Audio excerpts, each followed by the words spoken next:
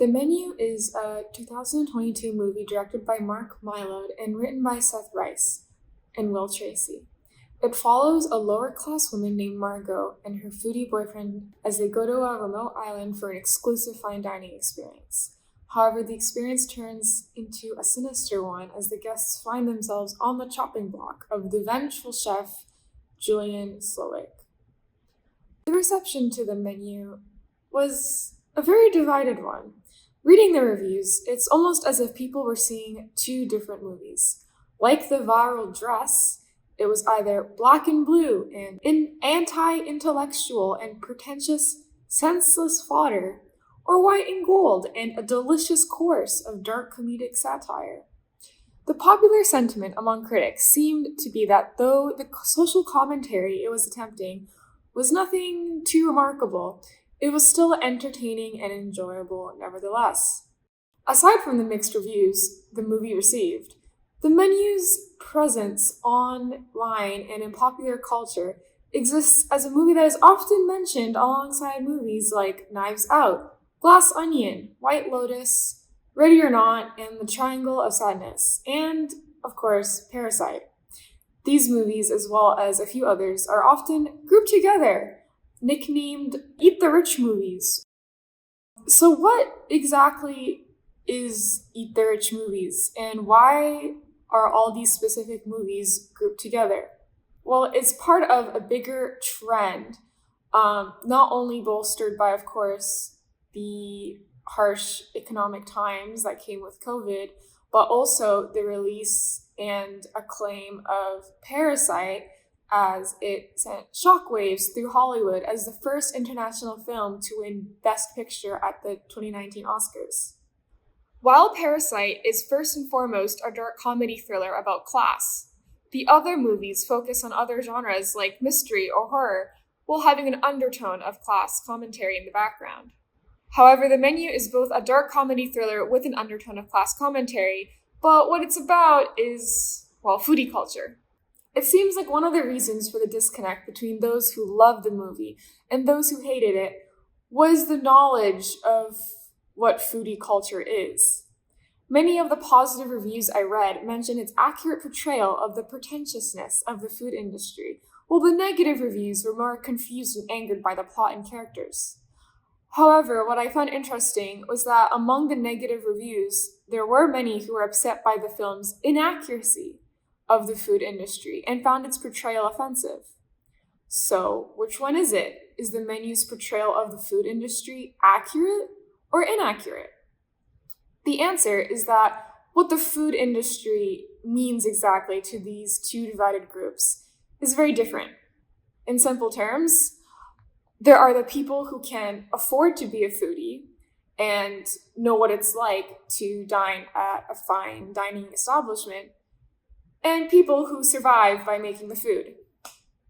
And I think it's clear which side the makers of the movie are coming from when they wrote this movie. The inspiration for The Menu came from when one of the writers and his wife traveled to an exclusive restaurant by boat with around 10 people on their honeymoon trip to Norway. Feeling uneasy by the isolated nature of the island, he began to entertain the idea of what if something went wrong. From the beginning, the perspective of The Menu is that of the guest, the special guest. Margot, the main character, is the righteous middleman and the only one who can understand Chef Slowik's struggles. She plays the hero, while the kitchen staff are villainized as work-obsessed cult followers due to their dedication to art.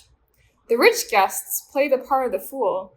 They live, struggle, and then die hilariously for the amusement of the viewer. We're supposed to be rooting for Margot by the end, but as a movie thought of as an Eat the Rich movie, the perspective from the lower class is absent. Margot is simply a mouthpiece for middle-class foodies to critique the fine dining industry, an industry that the lower class have little to no experience with. The audience is supposed to find the chef sympathetic, but not enough to take him seriously, like you would a cartoon villain. And what about her? What school did you go to? Brown? Student loans? I'm sorry, you're dying. in this trend of eat the rich kind of programming and filmmaking, which I do love, the Menu, Triangle of Sadness, Ready or Not. Yes. Those offer very viscerally cathartic ideas around how people can get their revenge. The Joy of Pain, Schadenfreude, and the Dark Side of Human Nature is a book by Richard H. Smith. In the chapter Humilitainment, Smith talks about the popularity of humiliation in reality TV shows. By showing the humiliation of people who deserve it, the audience can feel better about themselves, therefore receiving pleasure from the pain of others. Schadenfreude.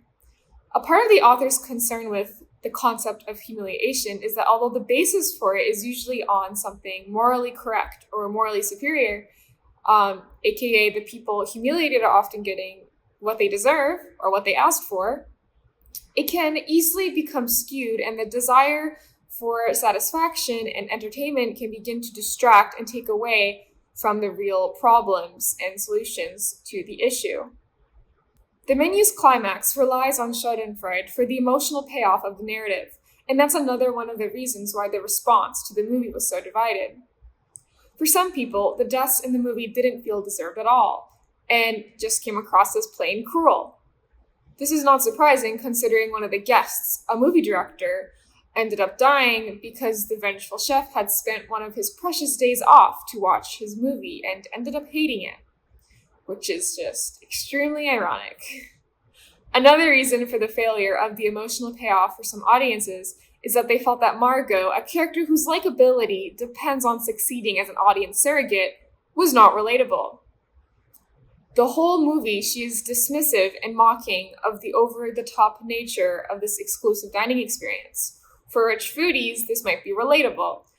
But for the working class who can only dream of one day eating at such a restaurant, Margot comes across as spoiled and unlikable.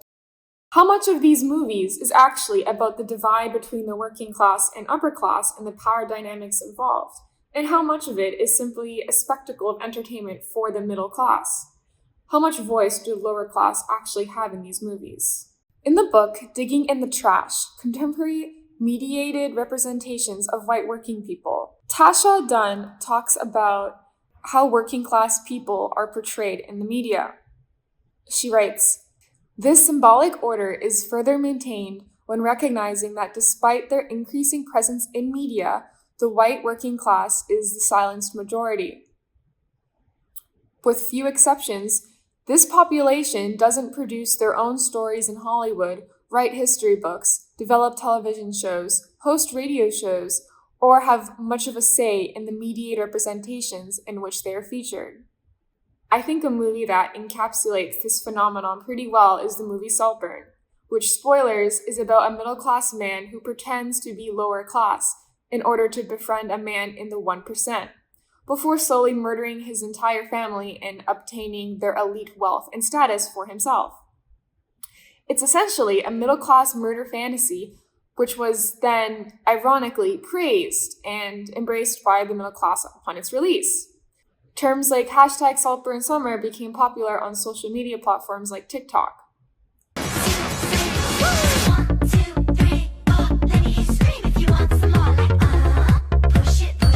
Rich talkers have been showing off their lavish houses in a homage to the final scene in Saltburn. However, as many users are pointing out, they've completely missed the point. The scene, which I'm sure your mum mentioned to you over Christmas, or dad, features the film lead Barry Keoghan in a scene which his character dances naked around to Sophie Ellis-Bextor's Murder on the Dance Floor, parading the hallways of the house he's now come to own. But as users have pointed out, this scene is meant to represent the downfall of the rich family and the passing of their wealth onto someone from a lower class. A bit of a personal anecdote from my own experience is that I work at a yacht club on an island whose members pay a lot of money. And just a few weeks ago, I worked a wedding in which one of the songs the bride wanted the DJ to play was Murder on the Dance Floor, the song popularized by Saltburn, and was part of the TikTok trend.